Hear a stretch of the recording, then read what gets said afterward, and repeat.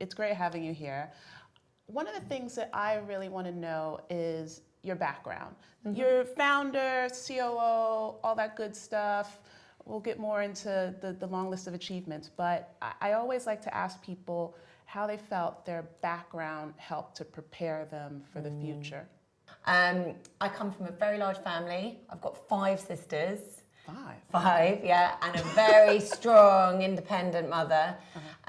So I would say all of us are very strong, independent women. We've all got a voice. We've all got an awful lot to say because we've got to shout louder to get your voice heard over the other sister. It was a very happy, loud, social. With 5 sisters in one house, okay. Yeah, and my parents were always socialising, so we always had people over, and a lot of fun was to be had. It really helped me to have the confidence to get up and be heard and to do things and to be outspoken, and I suppose that's probably why I'm a bit of an extrovert as well. In terms of the career journey and next, because I always have a feeling like I don't believe in what I call the happy trail, where it's like, first I did this, and then I did this, and then I did this. It twists, it turns, and like things that you thought you were going to do, you end up doing something completely different, and things where if somebody said, oh yeah, you're going to do that one day, you'd be like, are you crazy? You're totally right. So I actually, throughout school, my passion was music. Really? Yeah, I love music. I played the piano, I played the flute, I was in every choir, orchestra, chamber group, you name it, I loved it. And when I went to university, I went to study music and technology. Sure. So when I graduated, I actually went into the music industry initially. I spent a couple of years there. And then at that point, my boyfriend, the love of my life, who's now my husband, and I decided actually, before we were to settle down, and maybe start a family, we would go and live in Spain for a year and a half. The English part of Spain.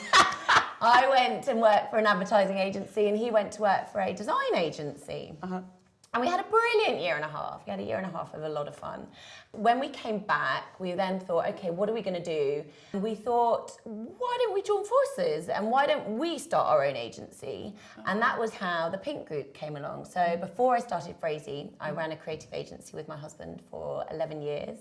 Okay. It was phenomenal. It was brilliant. We had a great time. We had great clients.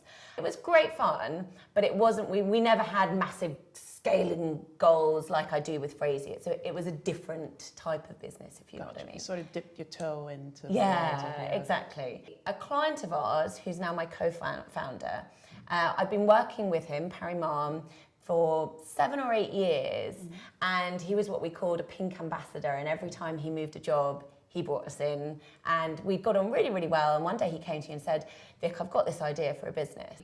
And he said, one of the biggest questions I always get asked is, what's the perfect email subject line for my email campaign? And he would always respond, test it and see, try some different language, see what works best with your audience.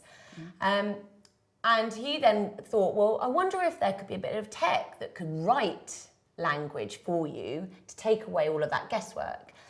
And that's when he got in touch with Neil Yeager, my third co-founder. So it was Neil, Parry, and myself, the 3 of us who founded Phrasey.